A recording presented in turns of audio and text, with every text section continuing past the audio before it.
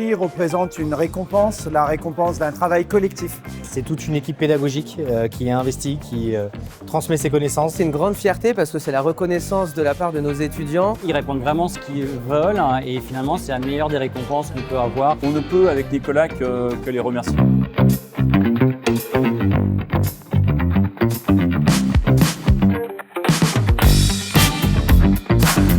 Il y a plusieurs qualités chez un pédagogue. Il va y avoir l'empathie, qui pour moi est la première qualité.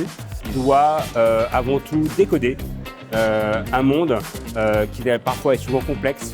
Il est là pour valoriser, il est là pour rassurer quand il y a des doutes. C'est quelqu'un qui est orienté non pas vers lui et vers ses cours, mais qui est orienté vers ses étudiants et aussi vers le monde de l'entreprise. Donc c'est faire en sorte que chacun trouve sa voie et à l'issue finalement du programme de master, puisse en fait ici tracer son avenir professionnel.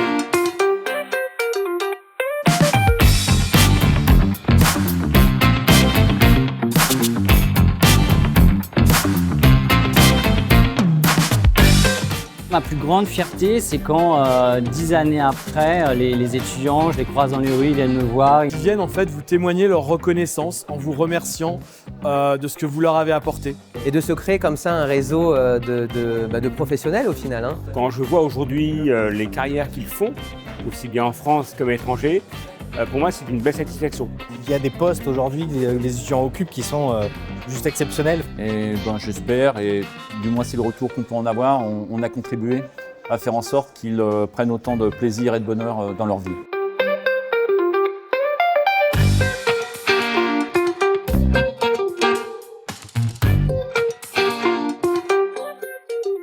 Un pédagogue, il est là pour ses étudiants, il est là pour transmettre.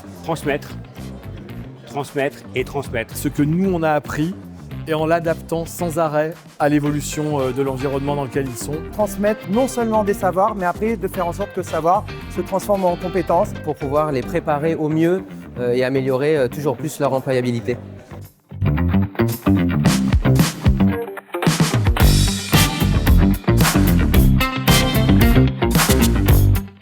La pédagogie de demain, je la vois beaucoup plus dans le geste, c'est-à-dire dans la façon de faire les choses, pas uniquement dans l'acquisition de connaissances. Donc on doit être dans la prédiction et donc on doit les aguerrir, non pas les former à des connaissances, mais leur permettre d'acquérir des manières de penser. En utilisant de l'adaptive learning, en utilisant tout un tas d'outils qui finalement permettront d'être au plus près des besoins et peut-être de manière beaucoup plus individuelle. Autrement dit, malgré tous ces outils qui viennent aujourd'hui modifier un peu la donne, je pense qu'on ne remplacera jamais un intervenant, un expert. Je pense que ça, ce sera dans tous les cas toujours une constante. C'est-à-dire que c'est bien dans le rapport et la qualité et la construction du lien qu'on va pouvoir créer des choses ensemble.